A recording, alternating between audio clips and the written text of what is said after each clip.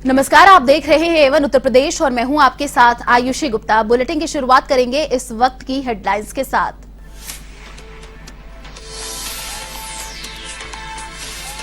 UP विधानसभा चुनाव के आखिरी चरण का रण, आज शाम थम जाएगा प्रचार का शोर। कल पोलिंग पार्टियां होंगी बूथ के लिए रवाना, 7 मार्च को होगा मतदान।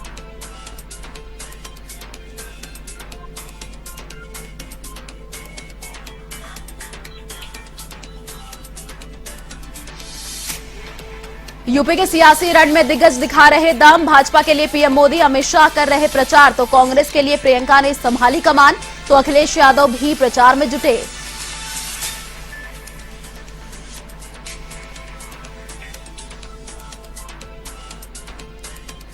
ऑपरेशन गंगा के तहत वतन वापसी जारी, यूक्रेन से लौटे बुलंदशहर के 42 छात्र, स्टूडेंट्स के साथ परिजनों में खुशी की लहर, भारत सरकार का जताया आभार।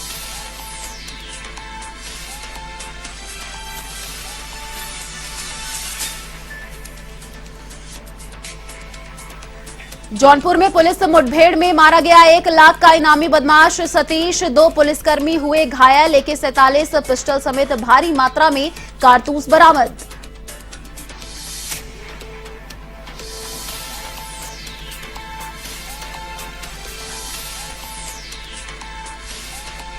बलरामपुर के तुलसीपुर में रफ्तार का कहर, NH 730 पर बस ने बाइक को मारी टक्कर, हादसे में 1 की मौत, 2 की हालत गंभीर।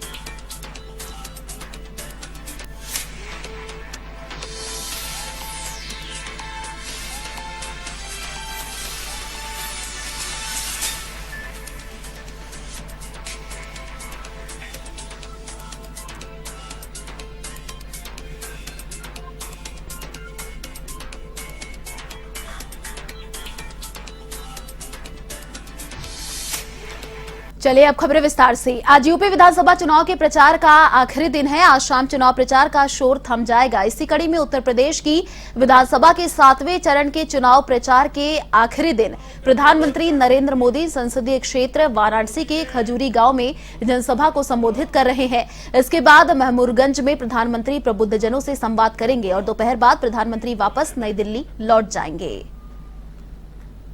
मैं अगर सिर्फ अपने इस बनारस मंडल की बात करूं ना, सिर्फ यहां की, आपको आनंद होगा भाइयों काम कैसे होता है। हमारे इस बनारस मंडल की बात करूं तो यहां 5 साल पहले, मैं सिर्फ यही की बात कर रहा हूं, 5 साल पहले करीब करीब 90 करोड़ रुपए की खादी की बिक्री होती थी एक साल में, 90 करोड़ की। आज 170 करोड़ रुपए से ज्यादा ये खादी हमारे इस मंडल में बनती है, बिकती है। अब गरीब को रोजगार मिला कि नहीं मिला भाई? गरीब के घर में पैसा गया कि नहीं गया? पूरे देश में ही खादी से जुड़े लोगों की आय बढ़ी है, लेकिन इन गौर परिवारवादियों ने इससे भी अपना मुंह फेर लिया है। भाइयों और बहनों, इस साल देश ने आजादी के 75 वर्ष पूरे किए हैं। पूरा देश आजादी का अमृत महोत्सव मना रहा है। मुझे बताइए भाई, आपके परिवार में आपके माताजी का जन्मदिन हो, पिताजी का जन्मदिन हो, या बहू का जन्मदिन हो, या बेटे बेटी का जन्मदिन हो, तो घर के सब लोग उस जन्मदिन को खुशी मनाते कि नहीं मनाते हैं? मनाते कि नहीं मनाते हैं? मनाते कि नहीं मनाते हैं? वो पूरे परिवार का उत्सव बन जाता है कि नहीं बन जाता है? अब भारत की आजादी, हमारे आजादी के सेनानियों ने इतना बड़ा त्याग तपस्या की, बलिदान दिए, उस आजादी को 75 साल हुए। ये सब हिंदुस्तानी को गौरव होना चाहिए कि नहीं होना चाहिए? आजादी के अमृत महोत्सव का गर्व होना चाहिए कि नहीं होना चाहिए? आप हैरान हो जाएंगे, इनका दिल में मोदी के प्रति इतना विरोध भरा पड़ा है कि उनके मुंह से विधानसभा चुनाव के प्रचार के लिए प्रधानमंत्री नरेंद्र मोदी अपने संसदीय क्षेत्र वाराणसी में हैं, जहां बीएलडब्ल्यू स्थित गेस्ट हाउस पहुंचे और वहां मौजूद कुछ भाजपा नेताओं से उन्होंने मुलाकात भी की। उसके बाद चाय पी। इसके बाद PM Modi Cantt railway station पहुंचे, जहां पीएम मोदी ने कैंट रेलवे स्टेशन के एग्जीक्यूटिव लाउंज में कर्मचारियों से बातचीत कर सुविधाओं की जानकारी ली। इसके साथ स्टेशन के 1 नंबर प्लेटफॉर्म पर घूमकर उन्होंने यात्री सुविधाओं और साफ सफाई की व्यवस्था का जायजा भी लिया। आपको बता दें कि 2019 में कैंट रेलवे स्टेशन को भव्य स्वरूप दिया गया था। यहां से पीएम मोदी का काफिला अब खिड़किया घाट पहुंचा है। यहां पीएम मोदी ने खिड़किया घाट का जायजा भी लिया।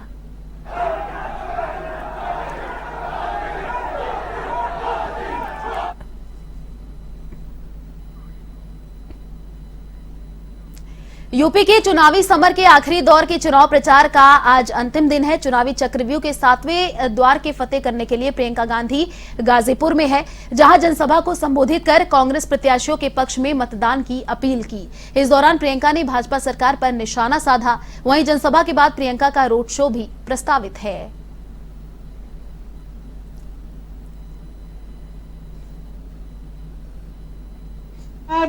आप लोग पोलिंग में जाएंगे, चुनाव में आप अपना निर्णय लेंगे और एक नई सरकार आपके प्रदेश में बनेगी। 3 साल पहले मेरी पार्टी ने मुझे उत्तर प्रदेश का प्रभारी बनाया। उस समय कुछ बड़े नेता मेरी पार्टी में ही, जो आज तकरीबन सारे के सारे पार्टी छोड़ गए हैं, वो मेरे पास आए अलग अलग से। उन्होंने मेरे से बात की। उन्होंने कहा, अरे यहां से निकल जाइए, यहां उत्तर प्रदेश में कुछ नहीं मिलने वाला, यहां क्या करने आई हैं, यहां तो संघर्ष ही संघर्ष है, यहां कांग्रेस पार्टी तो है ही नहीं, कुछ नहीं कर पाएंगे, आप नेतृत्व से बात करिए, आपको यहां से निकाल के कहीं और भेज दें। मैंने अपने भाई से बात की। जब उन्होंने मुझे प्रभारी बनाया, मैंने उनसे पूछा कि आपके मन में क्या है। मेरे भाई राहुल गांधी जी उस समय कांग्रेस के अध्यक्ष थे। उन्होंने कहा, देखो प्रियंका, तुम उत्तर प्रदेश जाओ, कितना भी संघर्ष हो,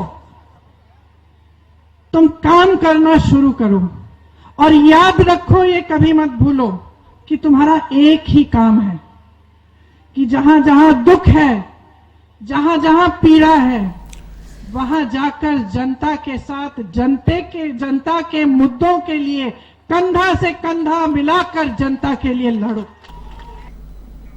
उत्तर प्रदेश विधानसभा चुनाव के मद्देनजर अब अंतिम चरण के लिए मतदान होना है। इसे लेकर सभी दलों ने अपनी पूरी ताकत झोंक दी है। इन सब के बीच भाजपा नेताओं के निशाने पर लगातार अखिलेश यादव बने हुए हैं। आपको बता दें कि इसी कड़ी में यूपी के जौनपुर पहुंचे गृह मंत्री अमित शाह ने अखिलेश यादव पर बड़ा हमला बोला है। उन्होंने कहा कि जो लोगों की जान की परवाह किए बिना राजनीतिक खिचड़ी पकाते हैं, ऐसे नेताओं को एक क्षण भी राजनीति में रहने का हक नहीं है। निर्माण चालू कर दिया है। गोमती नदी पर 30 करोड़ की लागत से टंडवा भैंसापम कैनाल, इसका मरम्मत कर इरिगेशन बढ़ा रहे हैं। इस क्षेत्र में 326 किलोमीटर रोड नवनिर्माण और चौड़ीकरण, मजबूतीकरण हो रहा है। बाबा किनाराम का मठ मेरे जैसे कई लोगों के लिए श्रद्धा का केंद्र है। इसको 2 करोड़ से खर्च से पूरे भारत के लोग आए, इस प्रकार से पत्थर लगाकर इसको मजबूत करने का काम चल रहा है। नेशनल हाईवे 135 से भदोही, मड़ियाभू और जौनपुर और मछली शहर, जंगई और भदोही टोटल 1200 करोड़ के खर्च से 6 लेन का बनाने का काम ये भारतीय जनता पार्टी की सरकार कर रही है। वाराणसी से जौनपुर, जौनपुर से भदोही, भदोही से मछली शहर, एक और 90 किलोमीटर का रोड 4 लेन का बनाने का काम चल रहा है। माताओं, भाइयों, बहनों, मोदी जी ने ढेर सारा पैसा उत्तर प्रदेश के विकास के लिए भेजा है और योगी जी ने उसकी पाई पाई प्रामाणिकता के साथ खर्च कर कर उत्तर प्रदेश का विकास किया है। मेरा आप सबसे अपील है, एक गुंडे और बाहुबली मल्हनी का विकास नहीं कर सकते।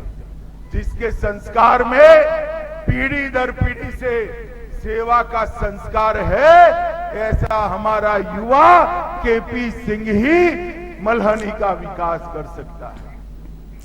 यूपी के सियासी रण में आखिरी चरण को फतेह करने के लिए सभी दल जोर लगा रहे हैं। इसी क्रम में आज प्रचार के आखिरी दिन समाजवादी पार्टी की ओर से आजमगढ़ में कार्यकर्ता सम्मेलन आयोजित किया गया, जिसमें अखिलेश यादव ने शिरकत कर पार्टी प्रत्याशियों के पक्ष में माहौल बनाया।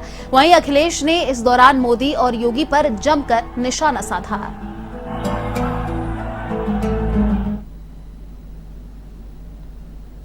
चीज बनाई और जो काम चल भी रहे थे, उन कामों को पूरी तरीके से ठप कर दिया। अभी तो केवल आजमगढ़ को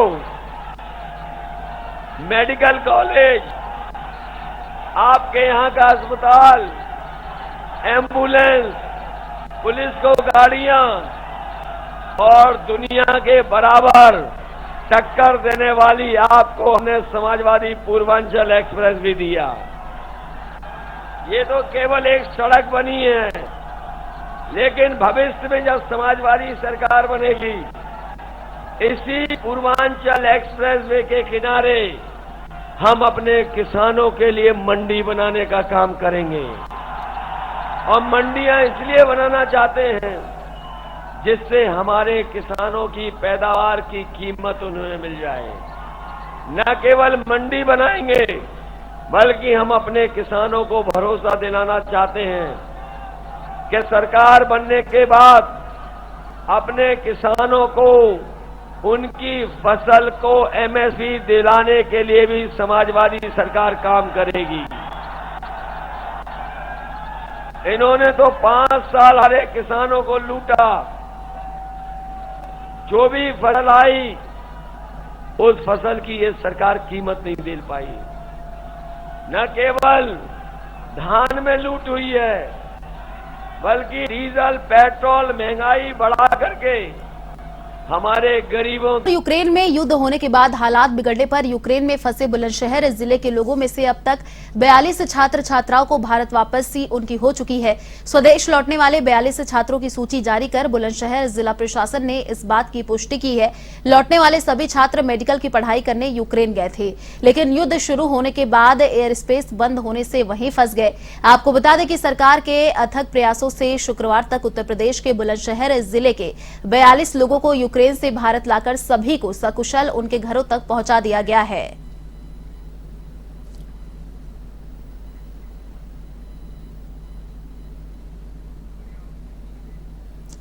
रायबरेली में चंपादेवी रेलवे पुल के पास ट्रेन की चपेट में आने से युवक की मौत हो गई, जहां मृतक की शिनाख्त किला बाजार मोहल्ला निवासी सुमित कुमार के रूप में हुई है। मामले की सूचना मिलने के बाद मौके पर पहुंची पुलिस ने शव को कब्जे में लेकर मोर्चरी में रखवाया है। फिलहाल पुलिस मामले की जांच में जुटी है।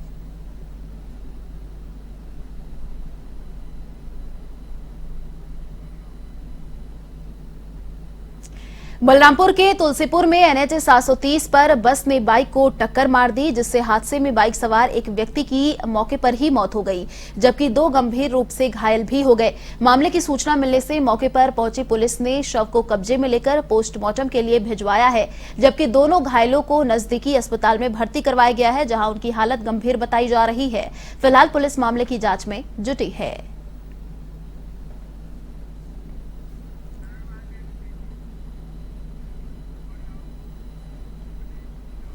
खबर जौनपुर के सरपताहा थाना क्षेत्र से, जहां गैरवाह गांव में पुलिस ने बड़ी कार्रवाई को अंजाम देकर 1 लाख के इनामी सतीश सिंह को पुलिस ने मुठभेड़ में ढेर कर दिया। इस कार्रवाई में 2 पुलिसकर्मी भी घायल हुए हैं। इस दौरान बदमाश के पास से AK-47 और 9mm की पिस्टल बरामद हुई है। साथ ही पुलिस ने बाइक को भी कब्जे में ले लिया है। पुलिस के मुताबिक वाराणसी के थाना चौबेपुर से गैंगस्टर एक्ट में बदमाश पेशी के दौरान 2010 में फरार हो गया था। कार्रवाई ACP ने बताया कि मारा गया बदमाश हत्या और हिस्ट्री शीटर था। हाल ही में सरायख्वाजा थाना क्षेत्र में हुए सपा नेता लालजी यादव और एक ग्राम प्रधान की हत्या में भी बदमाश शामिल था।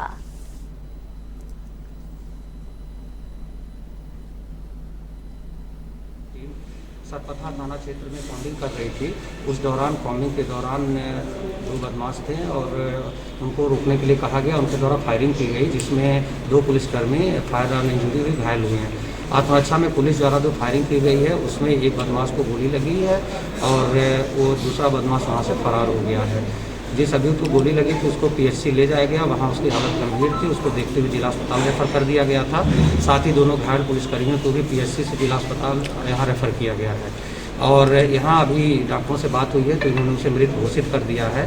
प्रथम दृष्टया अभी तक की जांच पड़ताल के आधार पर जो व्यक्ति घायल हुआ है उसका नाम सतीश सिंह सामने आया है, जो कि सरायख्वाजा थाने का हिस्ट्री शीटर है और एक गैंग वहाँ का पंजीकृत है, उस गैंग का सदस्य है।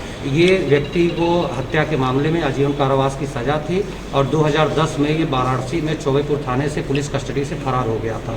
12 साल से आजीवन कारावास की हत्या से फरार था। इस दौरान ये भी सामने आया कि इसने वर्ष 2019 में एक व्यक्ति की हत्या की थी जो कि कॉन्ट्रैक्टर थे और इसके साथ ही एक ग्राम प्रधान की 2021 में इसके द्वारा हत्या की गई थी।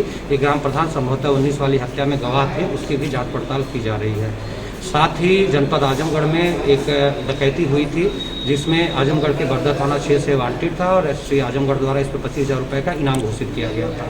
वर्तमान में भी 2019 में IG रेंज महोदय वाराणसी द्वारा इस पर 50,000 रुपये का पुरस्कार घोषित था और साथ ही साथ ये जो फरार हुआ था जनपद वाराणसी के चौबेपुर से, वहाँ से भी इसमें पुरस्कार की राशि घोषित की गई थी। इस पूरे मुठभेड़ के दौरान एक बाइक, एक AK-47 राइफल और एक पिस्टल और भारी मात्रा में कारतूस बरामद की गई है।